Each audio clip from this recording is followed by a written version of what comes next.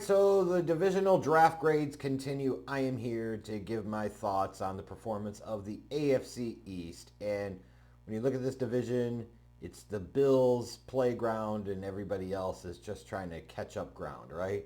And yeah, it makes you ask, like, did any of those teams make up some ground a couple weekends ago? And I think the short answer is yes. So let's go ahead and take a look at what these teams did.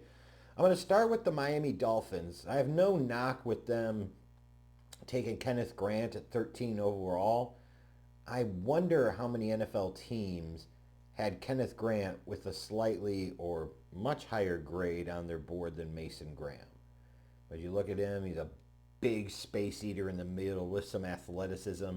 So maybe you're hoping you're getting a Danny Shelton type of guy or something along those lines, right? But for Miami, they needed a presence in the interior of their defensive line, and they got it, and the value felt okay based off of the draft position.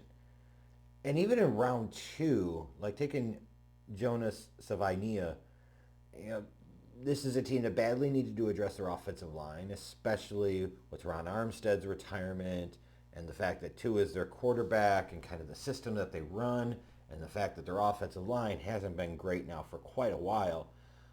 So there's no knock on that pick per se, but it's the fact that they traded up to 37 and they gave away multiple like mid-round picks in order to do that really kind of hamstrung them in terms of adding some other pieces that they frankly really needed.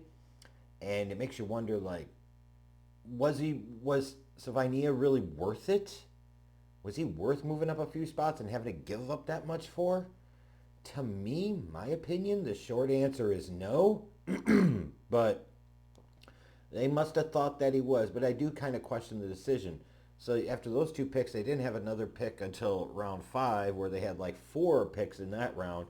And I think the best of those is probably going to be Jordan Phillips, the defensive tackle from Maryland, and maybe Ollie Gordon the second, the running back from Oklahoma State. And Ollie Gordon's an interesting one, right? Because if you look a year back, there are plenty of mock drafts that had him potentially going in round 1 or at the worst in like round 2. And then he had some off-season trouble, and then he just kind of looked slower and more plodding this year. But then you talk about quarterback challenges, bad offensive line there, etc. So like, you're drafting Ollie Gordon. What version are you getting? If you're getting the 2024 version, he's a non-drafted graded player. But if you're getting a 2023 version, this pick sets itself up to be a real potential value, and now you could sit there and run him as a complement to Devon Achane in that backfield. But overall, like, for the Dolphins, you maybe got 2 starters, which is cool, right? If you come out of every draft with 2 starters, it's not terrible. It's just felt they could have executed this a little bit better. So I gave them a grade of like a C minus. And then you got the Buffalo Bills, the aforementioned team that kind of runs this division. Really interesting to see that they were so heavy on the defensive approach here, and their first 5 picks ultimately invested on the defensive side of the ball. Now, don't get me wrong, the defense is a problem, especially when they get into big spots, in the big moments, in the big games, namely against the Chiefs. That lays a fucking egg time after time after time. Now, of course, the right solution would be to fire head coach Sean McDermott, because how many times are you going to get close and not get there, like, and not even get to the Super Bowl, let alone win a Super Bowl, before you say, hey, we might need a change of voice and need a change of leadership and direction here. But no, the Bills just keep stubbornly digging in and refusing to see the reality staring them smack in the face. So they went very heavy on the defensive side of the ball here. But again, like, you look at their first 3 picks, it's really hard to knock them. Like Maxwell Hairston's going to be a year 1 starter for them at corner. Got to love his speed in that defense. Like, I think he'll be pretty good. TJ Sanders, the defensive tackle from South Carolina, you could put him as part of an interior rotation with Ed Oliver. Landon Jackson, round 3, is a type of edge rusher that you could make as like a base end. So I think you got 3 future starters for the defense, and frankly, this team kind of needed it, right? And then they took a gamble on Deone Walker in round 4. If you look at Walker, he's a guy that's got athletic potential, but his technique is terrible. But you're taking him around 4, so it's worth the fucking flyer. But fundamentally, at the end of the day for the Bills, your success or failure is going to hinge upon what Josh Allen does. And it feels like you are really pushing it with Josh Allen again in 2025 and saying, hey, we're not going to give you a whole lot of help and we're not really going to draft much help for you because you're coming off of an MVP season. That feels kind of reckless to me. So I wasn't a huge fan of the strategy, although some of the players they got I thought were pretty good.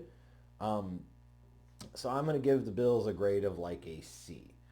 Because, it's like if you get 3 starters out of a draft with your first 3 picks, most teams I'm sure would take that, right? It's just, would you rather have those 3 starters on the defense or 3 starters on the offense or some combination or mix of that? I would probably take a combination or mix of that if I would have been the Bills. And then we go to the New York Jets. And, the Jets are one of these teams, new head coach Aaron Glenn, new general manager. You're like, okay, what are they doing here? Because they're not going to draft a quarterback in this draft, high at least. And in this case, they didn't draft one at all, and I can't necessarily blame them. They gave Justin Fields a 2-year contract with like $30 million guaranteed, so they're at least going to let him run the show in 2025, and that's probably the best possible play they could have here. Although, Jets fans, you should not expect much. You should expect some great runs, occasional great throws, and a lot of maddeningly inconsistent play as a pocket passer. That's what you're going to get out of Justin Fields. I'm just saying. Because if he was so good, the Steelers would have kept him for 2025. That's all I'm saying. So it's like, now you got bringing in Justin Fields. What are you going to do? You do need to build up that offense around him because that Jets offense has stunk for a long time. You had Aaron Rodgers this past couple of years, or especially last year. And what's your point? The offense still stunk. So I love the pick of Armand Membu, the offensive tackle from Missouri at pick 7. I'm assuming they're going to plug and play him right away at right tackle. Maybe take a swing at left tackle, but I would assume it would be right tackle. But this is a team that needed to get better on the trenches offensively, and I think they did with the selection of Membu. And then at pick 42 in round 2, going with Mason Taylor, the tight end from LSU. One thing that Justin Fields does like to do is throw to the tight ends in the passing game, so it makes sense to invest in a real need, which was tight end, and then also be playing to the strengths of your new quarterback. And you're also trying to help shore up a weakness or hide a weakness of your quarterback with your round 1 selection by improving the offensive line. And then I also really like the Zaire Thomas pick in round 3, because he's the type of guy, maybe he didn't run super fast, but he could play, and he's got a chance to be, the complementary corner on the other side of Sauce Gardner, and you got that in round 3. You could have somebody like Malachi Moore, who they took in round 4, the safety from Alabama, ends up being a future starter. I like what the Jets did here. There wasn't a ton of picking up additional draft pick capital. There wasn't a bunch of swinging for the fences. But the first 2 picks, to me, demonstrated an understanding of, okay, we've got to improve the offense. We'll protect Justin Fields better, and we'll give him a weapon in the passing game that he would utilize. So that all makes sense to me. I gave the Jets something like a C+ for their performance here. But I think the clear winner in terms of on paper draft performance in the AFC East has to go to the New England Patriots. It was heartening to see that they've learned the lessons of the past. And they said, we've drafted a young quarterback high. We have to build around that young quarterback.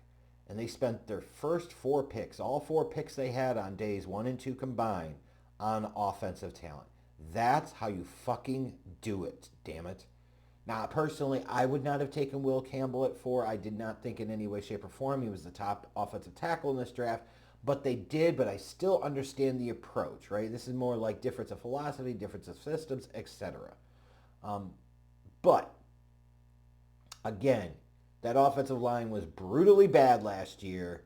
And even if you want to say you invest in that some in the offseason, it was still brutally bad.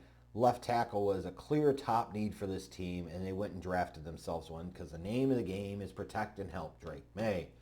And then them being able to get Travion Henderson at pick 38 was kind of heartbreaking for Bears fans because he felt like he was a perfect fit for Ben Johnson's system. Meanwhile, he comes in and gives you a speed element out of that backfield that the Patriots sorely lacked and badly needed. And you were able to just kind of sit put and let him fall to you. Then you draft Kyle Williams at 69 and Jared Wilson, the center from Georgia, at pick 95. So, when you look at these first 4 picks, what did they do? They got 2 future starters on the offensive line. They got 2 future starters in terms of skill position players that bring some speed to that system. I loved what they did here. And even as you go down into like day 3, right, and you look at round 5, getting Jordan Farmer, the defensive tackle from Florida State, and Braden Swinson, the edge rusher from LSU, to me that's wild. And both of those guys were on the board at that point in round 5. This is a huge win for the Jets. And if Borregales, the kicker they took in round 6 from Miami, ends up being good, then that just makes this draft look a whole hell of a lot better. But I thought this was a really damn good performance for the Patriots. Not a lot more you could have asked for. I gave them a grade of like B+. And, while it's probably enough to help them catch the Bills and pass the Bills in 2025, it's fair to say with the better head coach and Mike Vrabel, they've added some real talent on this roster. This team is going to be markedly better this upcoming season.